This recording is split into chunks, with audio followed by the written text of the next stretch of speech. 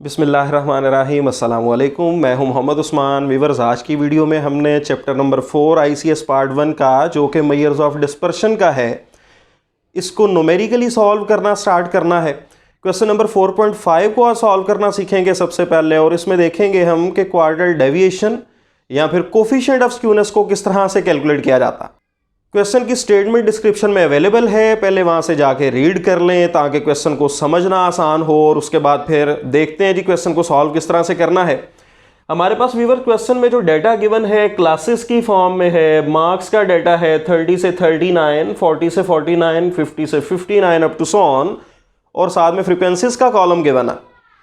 अगर हमने quadratic deviation calculate करनी है, जिसको हम डिफाइन कर चुके प्रीवियस वीडियोस में, कि हमारे पास it is the half of the difference between upper and lower quartiles, कि अपर और लोअर क्वार्टाइल्स का डिफरेंस लेके फिर उसको 2 पे डिवाइड कर दें, यानी उस डिफरेंस का हाफ कर लें, तो ये हमारे पास क्वाड्रेटिक डेविएशन कहलाती है। तो इट मीन्स कि हमें इसके लिए Q1 और Q3 रिक्वायर्स हैं, तो लिहाजा Q1 और Q3 कैलकुलेट करते हैं। अब यहाँ पे साथ ही साथ मैं Q2 भी कैलकुलेट करूँगा, जो कि हमें आगे चल के आसानी से पता चल जाएगा कि Q2 का क्या मकसद है कैलकुलेट करने का। तो आइए सबसे पहले देखते हैं Q1, Q2 और Q3 को कैलकुलेट किस तरह से करना है। तो Q1 का व्यूअर्स हमारे पास जो फॉर्मूला है, क्योंकि हमारे पास कंटिन्यूस टाइप का डाटा सेट गिवन है, क्लासेस की फॉर्म में डिस्ट्रीब्यूशन गिवन हो, ग्रुप डाटा सेट गिवन हो, तो हम इसको कहते हैं कि ये कंटिन्यूस टाइप का है। और इसके लिए Q1 कैलकुलेट करने के लिए हमें सबसे पहले देखना पड़ता है कि Q1 बराबर है summation f over fourth value के, यानी summation f over fourth value देखनी पड़ती है कि किस क्लास में फॉल कर रही है, और इसके लिए हमें कम्युलेटिव फ्रीक्वेंसी का कॉलम भी बनाना पड़ता। तो सबसे पहले summation f by fourth value का आंसर देखते हैं जी। सुमेशन f हमारे पास यानी f का सम 391 है। 391 ओवर फोर्थ वैल्यू का आंसर जो कि 97.75 वैल्यू आ गई। 97.75 वैल्यू देखने के लिए किस क्लास में है। अब कम्युलेटिव फ्रीक्वेंसी को बनाना सीखते हैं। कम्युलेटिव फ्रीक्वेंसी किस तरह बनेगी। पहली फ्रीक्वेंसी 8 एज इट इज, 8 में नेक्स्ट फ्रीक्वेंसी 87 को व्यूअर्स ऐड किया तो ये 95 है, इसमें 190 को ऐड कर देंगे 285, और 285 में 86 को ऐड किया 376, और 376 में 20 को ऐड कर दें तो ये 391। अब हमारे पास जो सेकंड कम्युलेटिव फ्रीक्वेंसी है ये 95 है, यानी 97.75 वैल्यू अभी तक यहाँ पे फॉल नहीं कर रही। नेक्स्ट कम्युलेटिव 285 है। इट मींस 95 से ऑनवर्ड 285 तक वैल्यूज इस क्लास में फॉल कर रही हैं, और इसका मतलब ये हुआ कि 97.75 वैल्यू भी इस क्लास में फॉल करेगी। लिहाजा ये क्लास हमारे लिए Q1 के लिए सिलेक्ट हो गई। अब हमारे पास Q1 का फर्दर फॉर्मूला अप्लाई करना पड़ेगा हमें इस यहाँ पे LB plus H over F into summation F by 4 minus C। LB यानी जो क्लास सेलेक्ट हो गई Q1 के लिए, उसमें जो मौजूद लोअर क्लास बाउंड्री है जो कि हमारे पास 49.5 है, इसको हम LB की जगह पुट कर देंगे। H यानी क्लास इंटरवल जो कि अपर माइनस लोअर क्लास बाउंड्री, यानी 59.5 में से माइनस कर देंगे 49.5 को, जो कि 10 आ जाता है। उसके बाद सिलेक्टेड क्लास की फ्रिक्वेंसी हमारे पास 190 है, और summation F by 4 minus C यानी 97.75 माइनस C किसे कहते हैं जी, सिलेक्टेड से प्रीवियस क्लास की कम्युलेटिव फ्रीक्वेंसी को। क्योंकि Q1 के लिए हमारे पास क्लास सेलेक्ट हुई ये थर्ड वन, इससे प्रीवियस की कम्युलेटिव फ्रीक्वेंसी 95 है, जिसको हम फार्मूले में पुट कर देंगे, और आफ्टर सिंप्लीफिकेशन हमारे पास आंसर आ जाएगा 49.67। आइए अब देखते हैं कि सेकेंड क्वार्टल Q2 किस तरह से कैलकुलेट होगा। Q2 के लिए हमें 2 summation F by fourth value देखना पड़ती है किस क्लास में फॉल कर रही है। लिहाजा 2 सुमेशन F बाय 4 यानी 2 इंटू 391 बाय फोर्थ वैल्यू देखेंगे, जो कि आफ्टर सिंप्लीफिकेशन आ जाता है 195.5 वैल्यू। अब 195.5 वैल्यू भी अगर आप देखें तो हमारे पास 285 वाली क्लास में ही फॉल करेगी, क्योंकि यहाँ तक 95 है, यहाँ तक 285 है। इट मीन्स 195.5 वैल्यू भी व्यूअर्स इसी क्लास में फॉल कर रही है। लिहाजा Q1 के लिए हमने जो क्लास सेलेक्ट की थी वही क्लास हमारे लिए Q2 के लिए भी सिलेक्ट हो जाएगी। लिहाजा नेक्स्ट फार्मूला अब Q2 का लग जाएगा LB plus H over F into 2 summation F by 4 minus C, और यहाँ पे सिलेक्टेड क्लास की लोअर बाउंड्री 49.5, सिलेक्टेड क्लास का इंटरवल 10, सिलेक्टेड क्लास की फ्रिक्वेंसी डिवाइजर में 190, और 195.5 माइनस C यानी प्रीवियस की क्यूमुलेटिव फ्रिक्वेंसी जो कि 95 थी, और आफ्टर सिंपलीफिकेशन हमारे पास व्यूअर्स Q2 का आंसर आ गया 54.79। इसी तरह अब हमें Q3 चाहिए, तो कंटिन्यूस टाइप के डाटा सेट के लिए अब Q3 किसके बराबर होता है, 3 summation f by fourth value के। लिहाजा 3 summation f by fourth value अब देखेंगे किस क्लास में फॉल कर रही है, यानी 293.25 वैल्यू देखेंगे किस क्लास में। अब यहाँ तक तो 285 वैल्यूज़ थी, यहाँ तक 371 है।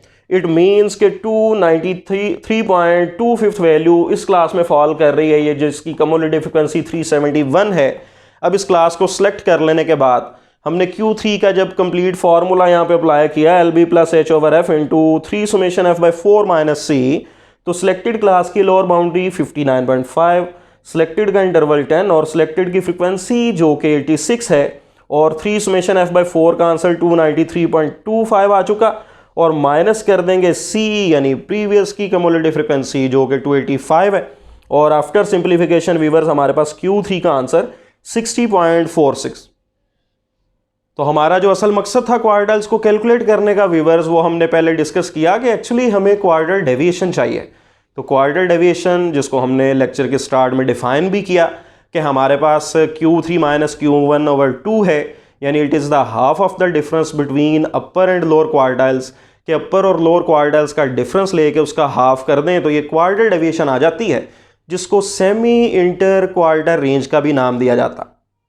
तो लिहाजा Q3 माइनस Q1 ओवर 2 यानी Q3 का आंसर 60.46 जो हमने कैलकुलेट किया हुआ, और माइनस कर देंगे Q1 यानी 49.64, और इसका डिफरेंस लेके 2 पे डिवाइड किया तो फाइनल आंसर 5.4 आ गया। ये व्यूअर्स हमने क्वार्टाइल डेविएशन कैलकुलेट कर ले। अब हमें कोफिशिएंट ऑफ स्क्यूनेस भी चाहिए। कोफिशिएंट ऑफ स्क्यूनेस राइटर ने मेंशन नहीं किया कि कौन सा कैलकुलेट करना है। हमने Karl Pearson coefficient of skewness के 2 फार्मूलास देखे, उसके बाद हमने बोलेस कोफिशिएंट ऑफ स्क्यूनेस भी देखा जिसको क्वार्टाइल्स कोफिशिएंट ऑफ स्क्यूनेस का नाम दिया जाता है। तो राइटर ने तो मेंशन नहीं किया कि कौन सा फार्मूला अप्लाई करना।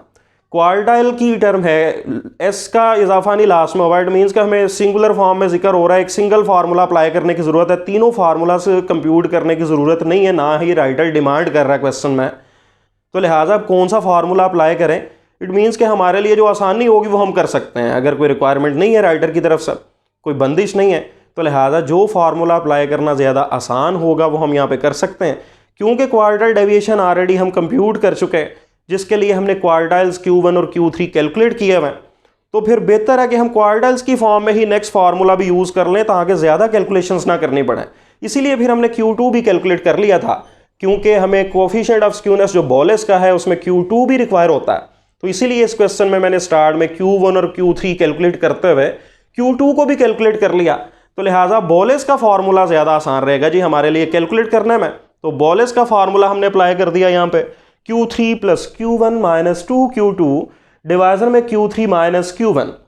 लिहाजा Q3 का आंसर हम पुट कर दें 60.46 प्लस Q1 यानी प्लस 49.67 माइनस 2Q2 यानी माइनस 2 इंटू 54.79, और डिवाइजर में Q3 माइनस Q1 यानी 60.46 माइनस 49.67, और आफ्टर सिंप्लीफिकेशन न्यूमरेटर में हमारे पास व्यूअर्स आंसर 0.55 और डिवाइजर में हमारे पास आंसर आ गया 10.79 और फाइनल आंसर 0.051, जिसको देख के हम ये कह सकते हैं कि हल्की सी पॉजिटिव स्क्यूनेस पाई जाती है, क्योंकि 0 के करीब आंसर एग्जैक्ट 0 तो नहीं है।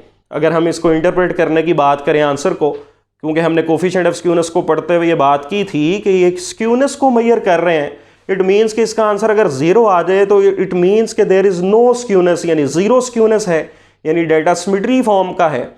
और अगर पॉजिटिव में आंसर आए इट मीन्स पॉजिटिव स्क्यूनेस पाई जाती है डेटा में, और अगर नेगेटिव में आंसर एग्जिस्ट करेगा तो फिर नेगेटिव स्क्यूनेस होगी। तो लिहाजा ये 0 तो नहीं है, पॉजिटिव में आंसर आ रहा है, इसलिए हम कह सकते हैं कि हल्की सी स्क्यूनेस डेटा के अंदर जो है पॉजिटिव टाइप की पाई जा रही है, पॉजिटिव स्क्यू डेटा है।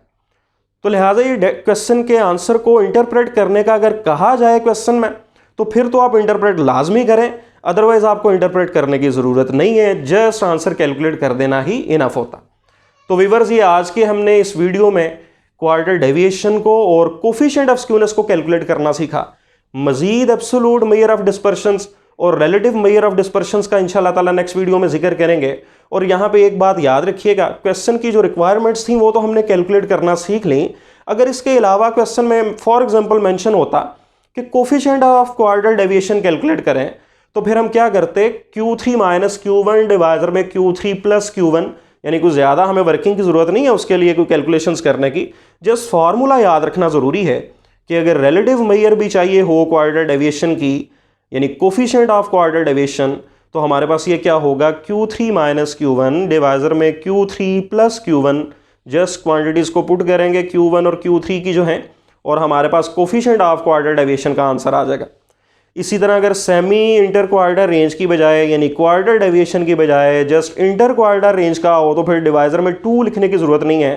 इंटर क्वाड्रेंट रेंज बराबर होती है Q3 माइनस Q1 के।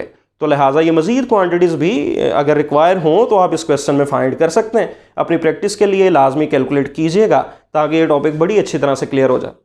नेक्स्ट वीडियो में इंशाल्लाह ताला नेक्स्ट टॉपिक के साथ मिलते हैं, तब तक के लिए इजाज़त दीजिएगा जी। बहुत शुक्रिया, अल्लाह हाफ़िज़।